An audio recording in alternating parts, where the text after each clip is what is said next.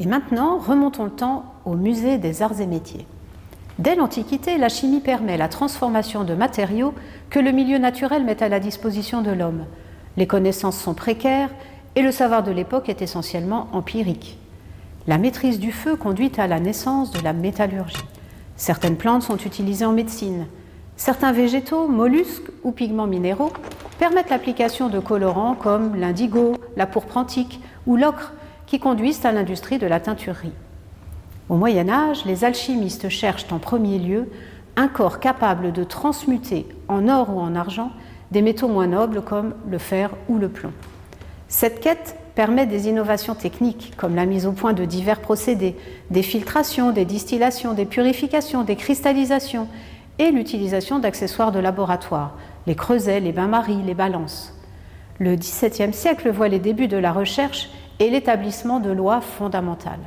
La chimie se constitue en science, échappe aux alchimistes et apothicaires et devient l'une des disciplines fondatrices de la révolution industrielle. Il faut attendre cependant la fin du XVIIIe siècle et Antoine Lavoisier, qui est considéré comme le créateur de la chimie moderne. Ici, une présentation des instruments du laboratoire de Lavoisier.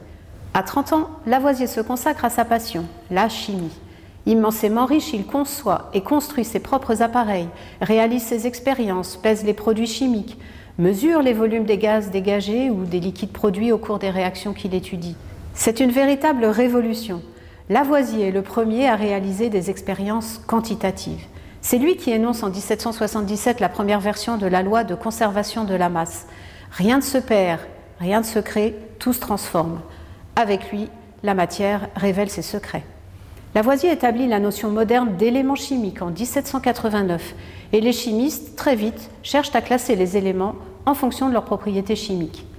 À la fin du XIXe siècle, un autre très grand chimiste, le russe Dimitri Mendeleïev, propose une classification périodique des éléments, publiée en 1879, appelée Tableau de Mendeleïev, que vous avez tous vu dans vos salles de cours de chimie. Des 63 éléments connus de Mendeleïev, nous en sommes aujourd'hui à 118, dont 90 sont naturels et les autres sont nés de la physique atomique et ne sont stables que quelques fractions de seconde.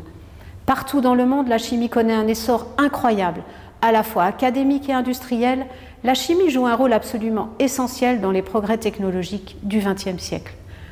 On dit que la chimie est l'industrie de toutes les autres industries en leur fournissant des matériaux qui leur sont nécessaires. On sait maintenant fabriquer des polymères plus légers et plus résistants que l'acier, le Kevlar pour les skis et les raquettes de tennis par exemple, des céramiques pour la médecine, des métaux à mémoire de forme ou encore des polymères techniques incorporés dans les textiles. Aujourd'hui, le chimiste entre dans une nouvelle ère, les nanotechnologies. Il est comme un enfant qui joue avec des Legos, empile et assemble des briques pour créer des formes et des structures qui lui passent par la tête, avec comme objectif de nouveaux matériaux pour des applications dans des domaines aussi variés que par exemple la communication, l'informatique, l'aéronautique ou encore la médecine.